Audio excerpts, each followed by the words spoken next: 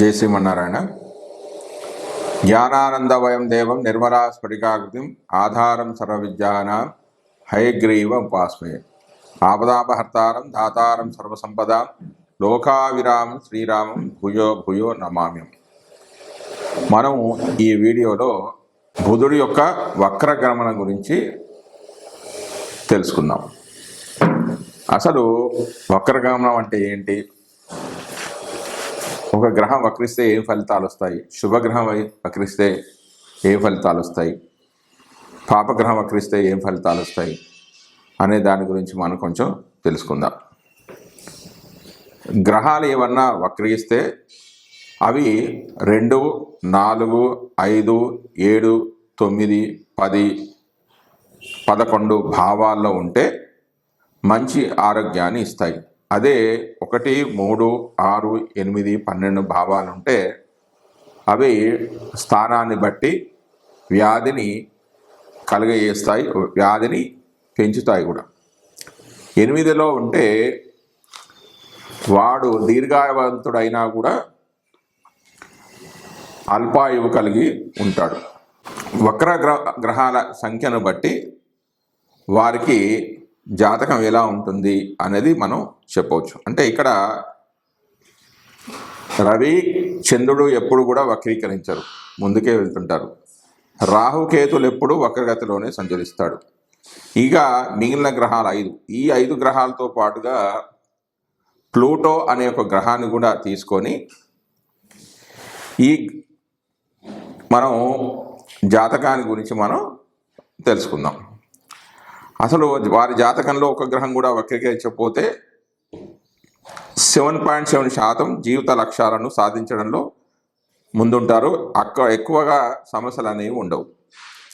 వారి జాతకంలో ఏదైనా ఒక గ్రహం వక్రీకరిస్తే 18.7% జీవితాల్లో స్వతంత్రంగా ఉంటారు. చాలా స్నేహపూర్వకమైన స్వభావం అనేది వీరికి ఉంటుంది. 2 గ్రహాలు వక్రీకరిస్తే 29.2% జీవితాలు ఉంటాయి. విస్తృతంగా ఇది అంగీకరించబడిన విషయం. 3 గ్రహాలు వక్రీకరిస్తే 26.7% జీవితాలలో స్వభావంతో చాలా ఉత్సాహంగా ఉంటారు, కానీ విజయాన్ని సాధించాలని నిర్ణయించుకుంటూ ఉంటారు. 4 గ్రహాలు వక్ర గ్రహాలతో జన్మించిన వారు 12.7%గా విచారంగా దిగులుగా ఉంటారు. 5 వక్ర గ్రహాలతో జన్మించిన వారు 4.1% అటువంటి జీవితాలను అర్థం చేసుకోవడం కష్టం వీరికి. వారు సాధారణంగా జీవితం పట్ల ఉదాసీనంగా ఉంటారు. 6 వక్ర గ్రహాలతో జన్మించిన వారు 0.66% అటువంటి వారు ఒక నిర్దిష్టమైన రంగంలో పేరు మరియు కీర్తిని సంపాదిస్తారు. ఉదాహరణ బాక్సర్ మొహమ్మద్ అలీ, ఫ్రాంక్ సింటారా మరియు శ్రీమతి అంగేలా డేవిస్. 7 కానీ 8 గ్రహాలు వక్రగమనంలో జన్మించిన వారు 0.005%. అలాంటి వారు చాలా అరుదు. వారి స్వభావంలో ఒంటరిగా ఉంటారు. వారి చర్యలు లేదా ఉద్దేశాలను అర్థం చేసుకోవడం అనేది చాలా కష్టం. ఇక మనం ఈ నెల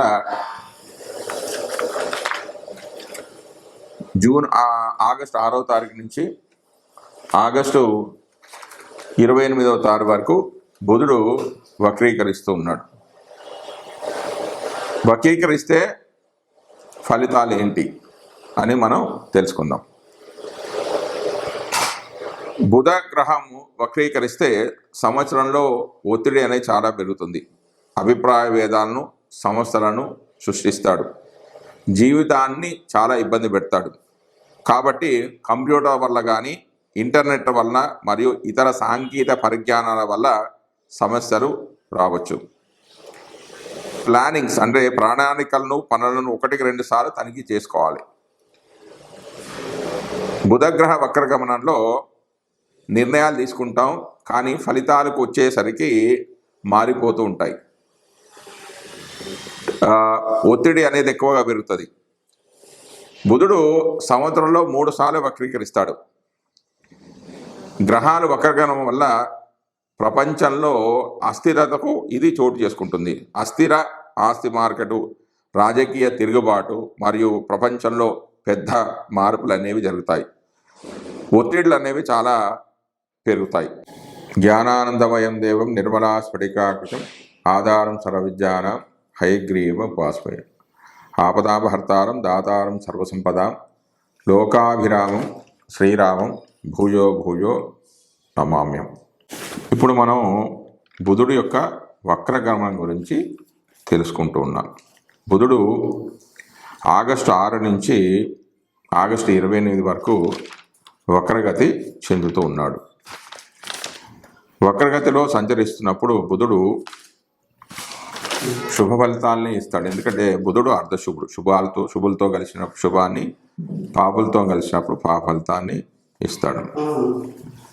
ఇక 12 రాశుల వారికి బుధుడు వక్రత్వం చెందినప్పుడు ఇచ్చే ఫలితాలను గమనిస్తే వారికి మిథున లగ్నం వారికి బుధుడు లగ్న చతుర్థాధిపతి, అత్యంత శుభుడు. తృతీయంలో సంచరిస్తూ ఉన్నాడు. సంచరిస్తున్నప్పుడు వక్రీ కాబట్టి తృతీయ స్థాన ఫలితాలతో పాటుగా ద్వితీయ స్థాన ఫలితాలు మరియు కొన్ని రోజులు ద్వితీయంలో సంచరిస్తున్నాడు కాబట్టి ద్వితీయ స్థాన ఫలితాలతో పాటుగా లగ్న ఫలితాలు కూడా ఇస్తాడు. అంటే మొదటి స్థాన ఫలితాలు కూడా ఇస్తాడు. వాటి మనం అవి ఈ విధంగా ఉన్నాయి. సుఖము, ఆరోగ్యము, మంచివారితో స్నేహం చేయడం, కార్య అనుకూలత, సజ్జన గోష్ఠి, విలువైన వస్తువులను కొనడం, కొంత బంధు విరోధం ఉంటుంది, మతిమరుపు, అధికారులతో విభేదాలు, చివరికి అంతా సర్దుకుంటుంది. అన్నీ మంచి ఫలితాలే వస్తాయి. ఎందుకంటే బుధుడు ఈ రాశిలో సంచరిస్తున్నప్పుడు ఆ క్షేత్రాలన్నవి మిత్రక్షేత్రాలు. అంటే సింహం కానీ కర్కాటకం కానీ బుధుడికి మిత్రక్షేత్రాలే అవుతాయి. మరియు బుధుడు సంచరిస్తున్నప్పుడు మఘ, ఆశ్లేష నక్షత్రంలో సంచరిస్తున్నాడు. ఇవి బుధుడికి వేద నక్షత్రాలు. ఈ వేద నక్షత్రాల్లో సంచరించినప్పుడు బుధుడు లాభాన్నే ఇస్తాడు. అంతేకాకుండా ఒక పాపగ్రహమైన బుధుడి పైన ఇంకో పాపగ్రహం, ఒక వక్రగ్రహమైన బుధుడి పైన ఇంకొక వక్రగ్రహమైన శని దృష్టి పడుతుంది. శనికి బుధుడికి మధ్య మిత్రత్వం ఉంది. అంతేకాకుండా బుధుడు శుక్రుడితోని కలిసి ఉన్నాడు. ఇంతకుముందే చెప్పుకున్నాం కదా మనం, బుధుడు శుభులతో కలిస్తే శుభత్వాన్ని, పాపులతో కలిస్తే పాపత్వాన్ని ఇస్తాడు అని. కాబట్టి అంతేకాకుండా ఈ బుధుడికి శుక్రుడికి కూడా మంచి ఒక మిత్రత్వం ఉంది. కాబట్టి ఎక్కువగా 75% శుభ ఫలితాలను, 25% పాప ఫలితాలనే ఇస్తాడని చెప్పవచ్చు. జై శ్రీమన్నారాయణ. ఈ వక్రగ్రహాల గురించి గర్గ మహర్షి కొన్ని విషయాలను చెప్పడం జరిగింది. గర్గ మహర్షి వక్రం చెందిన బుధుడు విపరీత ఫలితాలను, అనగా సువృష్టిని అనావృష్టిగాను, అనావృష్టిని సువృష్టిగాను, శుభాలను అశుభాలుగాను, అశుభాలను శుభాలుగాను చేస్తాడు. కావున ఇచ్చట ఉదయించినప్పుడు తెలిపిన ఫలితాలను సామాన్యంగా తెలుపుకోవాలి. పరాశర మహర్షి తన జ్యోతిష తంత్రశాస్త్రంలో నక్షత్ర సంచాలన అనుసరించి బుధుని యొక్క సప్తగతులను వివరించాడు. అంటే 7 రకాలైన గతులను తెలిచాడు. అంటే కొన్ని 27 మనకు 20 నక్షత్రాలు ఉన్నాయి కాబట్టి కొన్ని నక్షత్రాలకు కలిపి ఒక సమూహంగా ఒక పేరు పెట్టడం జరిగింది. అందులో మొదటిది ప్రాకృత, రెండవది మిశ్రమ, 3 సంక్షిప్త, తర్వాత 4వది తీక్షణ, 5 యోగాంత, 6 ఘోర, 7 పాప. స్వాతి, భరణి, రోహిణి, కృత్తిక ఈ 4 నక్షత్రాలందు బుధుడు సంచరిస్తే దాన్ని ప్రాకృతమని, మృగశిర, ఆరుద్ర, మఘ, ఆశ్లేష నక్షత్రాలు సంచరిస్తే దాన్ని మిశ్రమ గతి అని, పుష్యమి, పునర్వసు, పుబ్బ, ఉత్తర ఈ నక్షత్రాలు సంచరిస్తే సంక్షిప్త గతి అని, పూర్వభాద్ర, ఉత్తరాభాద్ర, జ్యేష్ఠ, అశ్విని, రేవతి ఈ నక్షత్రాలు బుధుడు సంచరిస్తే దాన్ని తీక్షణ అని పిలుస్తారు. ఆ విధంగానే మూల, పూర్వాషాఢ, ఉత్తరాషాఢ నక్షత్రంలో బుధుడు సంచరిస్తే దాన్ని యోగాంతిక గతి అని, బుధుడు హస్త, అనురాధ, జ్యేష్ఠ నక్షత్రంలో సంచరిస్తే దాని పాపగతి అని అంటారు. శ్రవణము, ధనిష్ట, శతభిషము నక్షత్రాలు మరియు చిత్త, స్వాతి, విశాఖ, అనురాధ నక్షత్రాల్లో సంచరిస్తే దాని ఘోరగతి అని, హస్త, అనురాధ, విశాఖ నక్షత్రాల్లో బుధుడు ఆ పాపగతిలో ఉంటాడు. బుధుడి యొక్క ఇప్పుడు చెప్పిన సప్తగతులలో బుధుడు ప్రాకృత గతి చాలా మంచిదంటే ఈ ప్రాకృతంలో చెప్పిన ఆ నక్షత్రాల్లో బుధుడు సంచరిస్తే మంచి ఫలితాలు ఇస్తాడు. రాజులకు అభివృద్ధి ఉంటుంది, జనులకు ఆరోగ్యము, సస్యాభివృద్ధి అంటే పంటలు బాగా పండుతాయి. తీక్షణ, యోగాంతిక, ఘోర పాపగతుల వల్ల సమస్తమైన ప్రాణులకు కూడా వైపరీత్యాలు అనేవి కలుగుతాయి. ఈ 7 కాకుండానే వికలము, రుజు, అనువక్రము, వక్రము అని బుధునికి 4 రకాలైన భేదాలున్నాయి. ఆ గతులలో ఫలితాలు ఇస్తాడు. వికలం అనేది చాలా బలమైనది. బుధుని యొక్క వికలగతి వల్ల శస్త్రభయాలు కలుగుతాయి. రుజుగతి వల్ల అంటే మామూలుగా వెళ్ళడం వల్ల శుభాలు కలుగుతాయి. అనువక్రం వల్ల ధననాశనం కలుగుతుంది. వక్రగతి వల్ల రాజులకు యుద్ధాలు కలుగుతాయి. బుధుడు ప్రాక్త సంఖ్య గల నక్షత్రాల్లో స్థితి చెంది అదే నక్షత్రాల్లో స్థితి చెంది ఆ నక్షత్రాల్లోనే ఉదయిస్తే 40 రోజుల్లో ఉదయిస్తాడు. మళ్ళీ అదే నక్షత్రంలో అస్తమిస్తాడు. మిశ్రమగతి నక్షత్రాల్లో స్థితి చెంది 30 రోజుల్లో ఉదయిస్తే అదే నక్షత్రంలో అస్తమిస్తాడు. సంక్షిప్త గతి అందులో ఉదయిస్తే 22 ఉదయిస్తాడు, 22 ఆ లోపలనే అస్తమిస్తాడు. తీక్షణ గతిలో ఉదయిస్తే 18 రోజులు ఉంటాడు, అందులో ఉన్న నక్షత్రంలోనే అస్తమించడం అనేది జరుగుతుంది. యోగాంతికాలో ఉదయం కానీ అస్తమం కానీ 9 రోజులు అయితే అదే నక్షత్రంలో ఉదయిస్తాడు, వాటికి సంబంధించిన నక్షత్రాల్లోనే అస్తమించడం అనేది జరుగుతుంది. ఘోరగతి అందు 11 దినాలు, పాపగతి అందు 11 దినాలు, ఉదయ అస్తమాల యొక్క దినాలు ఉంటాయి. దీనిని పరాశర, కశ్యప ఋషులు కూడా సమర్థించారు.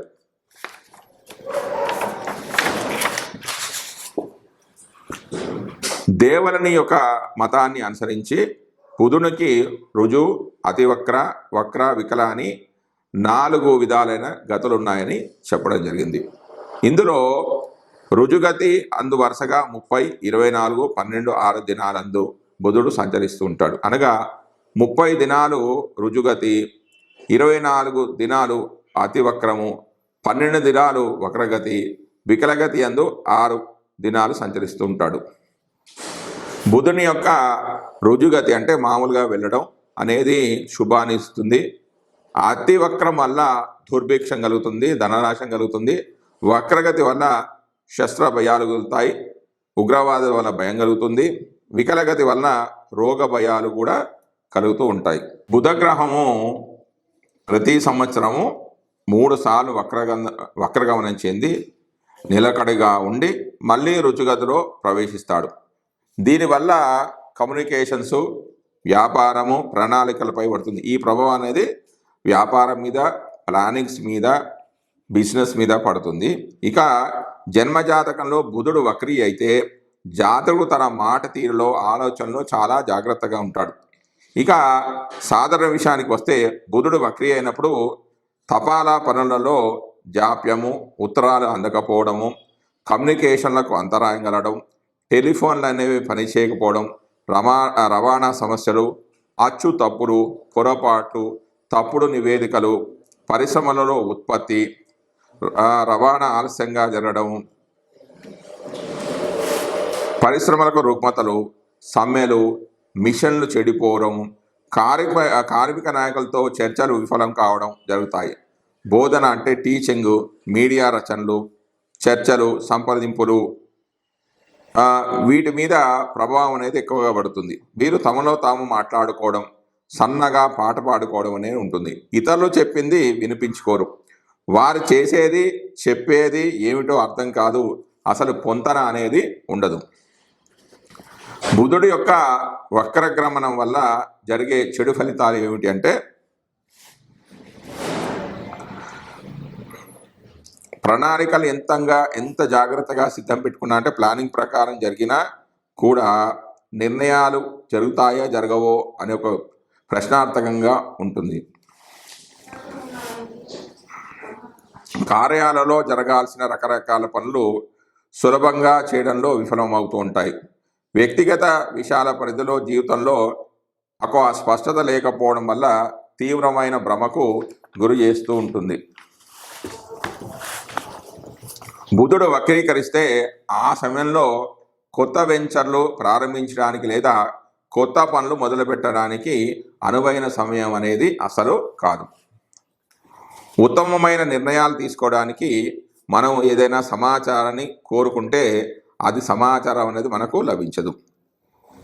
మీ పనులు జరగడానికంటే మనం ఏదైనా పని చేసుకోవడానికి ఏదైనా వ్యక్తులను ఏర్పాటు చేసుకుంటే వారిని నమ్మకుండా మనమే సొంతంగా పని చేసుకోవాల్సిన అవసరం ఉంటుంది. ప్రతి పని నిరాశను గురి చేస్తాయి. ప్రతి పని దుర్వినియోగం అవుతుంది. పై కారణాల వల్ల వక్రగమన కాలంలో ఒక పనిని మరలా ఆలోచించండి, ప్రణాళికలను సమీక్షించుకోండి. అంటే చేసిన పనులు సరిగా ఉన్నాయా లేదా అని మళ్ళీ చూసుకుంటూ ఉండండి. బుధ గ్రహ వక్రగమన ప్రయాణాలు దాదాపుగా 22 రోజులు ఉంటుంది. అయితే బుధుడు వక్రీకరించినప్పుడు దానికి కొంచెం ముందుగా అంటే 10-20 రోజులు బుధగ్రహం అనేది కొంచెం మందకోడిగా కదులుతూ ఉంటుంది, కొంచెం నెమ్మదిగా కలుస్తుంది. అంటే బుధుడు వక్రీకరించిన దానికి ముందు 10 రోజులు, తర్వాత 20 రోజులు వాటి ప్రభావాన్ని ముందుగానే మనకు చూపిస్తూ ఉంటాడు. కావున ఈ కాలం మంచిది అని చెప్పడానికి వీలేదు. అసలు ఈ కాలం అనేది మంచి కాదు. దీనిని బుధగ్రహ నీడాకాలం అని అంటారు. ముఖ్యమైన పనులు, నిర్ణయాలు తీసుకునే ముందు బుధగ్రహ యొక్క నీడాకాలం నుంచి బయటపడే వరకు వేచి ఉండాలంటే ఆ సమయంలో ఏ కొత్త పనులు ప్రారంభించకుండా ఆ సమయం అయిపోయేంత వరకు వేచి ఉండడం అనేది చాలా మంచిది. మరి బుధుడు గ్రహ వక్రగమన సత్ఫలితాలు ఏంటి? బుధుడు వక్రీకరిస్తే చెడు ఫలితాలే వస్తాయా, మంచి ఫలితాలు ఏమన్నా వస్తాయా అని ఆలోచిస్తే, ఏదన్నా ప్లానింగ్ ప్రకారం ఏదైనా పనులు చేస్తున్నాం కానీ పరధ్యానంతో మర్చిపోయి ఏమన్నా పనులు చేయకపోతే వాటిని ఈ వక్రీకరించిన బుధుడు తట్టి లేపి వాటితో సంబంధాన్ని కలుపుతాడు. మళ్ళీ అవి చేయడానికి మనకు ఒక మంచి ఆలోచనను కలిగిస్తాడు. సరి అయిన మార్గదర్శి అయిన సహచరుడి సహాయంతో సాధారణ ఆలోచన నుంచి బయటపడతాడు. చురుకైన మనసు నిశ్చల స్థితిలో మోసపోవడంతో మరో ప్రపంచపు జ్ఞానం బయటపడడానికి దోహదం అనేది చేస్తుంది. ధ్యానం చేసుకోవడానికి మరియు ఒక విషయం పైన దృష్టి కేంద్రీకరించడానికి ఈ వక్రగతి సమయము చాలా అనుకూలమైన సమయం అని చెప్పొచ్చు.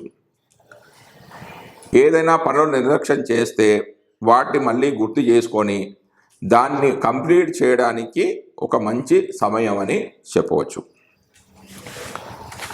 బుధుడు వక్రగమన సమయంలో మనం ఏదైనా మనుషులను మర్చిపోయినా, ఏవైనా పాత బంధాలను మళ్ళీ పునరుద్ధరించుకోవాలి అని అనుకుంటప్పుడు ఇది చాలా మంచి సమయం. అంటే పాత స్నేహితులను, పాత బంధువులను కలవాలి, వారితో మళ్ళీ సంబంధ బాంధవ్యాలు ఏర్పాటు చేసుకోవాలి అనుకున్నప్పుడు ఈ సమయం చాలా మంచిదని చెప్పవచ్చు. బుధుడు వక్రీకరిస్తే ఏవే పనులు చేయాలి? మళ్ళీ చేయండి, మళ్ళీ ఆలోచించండి. ఒక పనిని సమీక్షించండి. ప్లానింగ్స్ మరియు జరగవలసిన పనులను పరీక్షించండి. 2 సార్లు తనిఖీ చేయండి. పాత పరిచయాలను ప్రభావితం చేయండి, పునరుద్ధరించుకోండి. ఇంతకుముందు విఫలమైన పనులు అంటే ఫెయిల్ అయిన పనులను మళ్ళీ ఒకసారి చేయండి. వ్యాపారం కోసం పాత ఖాతాదారులు ఎవరైనా ఉంటే వాళ్ళని మళ్ళీ సంప్రదించండి. పాత వస్తువులు ఏమైనా ఉంటే వాటిని రిపేర్ చేయండి. మర్చిపోయిన పోయిన వస్తువులను అంటే ఇక్కడ వస్తువు పడిపోయింది, ఎక్కడో పెట్టా మర్చిపోయాం, వాటిని వెతకండి. ముఖ్యమైన వాటిని భద్రపరచండి. ఇక బుధుడు వక్రీ అయితే చేయకూడని పనులు ఏంటి అంటే కొత్త పనులను, కొత్త చర్చలను, కొత్తగా తెలియని వ్యక్తులను భాగస్వాములుగా దరిచేరనీయకండి. కొత్త ఉద్యోగాన్ని అసలు ప్రారంభించకండి. కొత్త వెంచర్ని అసలు ప్రారంభం చేయకండి. ఎలక్ట్రానిక్ వస్తువులను కొనుగోలు చేయకండి. ఎగుమతులను పంపడం లేదా స్వీకరించడం చేయకండి, కానీ బీమా పాలసీ అనేది కొనుక్కోవచ్చు. చివరి నిమిషంలో ప్రయాణాలు చేయడం లాంటివి మాత్రం చేయకండి. అధిక వివరణాత్మక పనులు, ముఖ్యంగా సంఖ్యాశాస్త్రము అంటే గణిత పనులు ఉంటాయి కదా, అవి మాత్రం చేయకండి.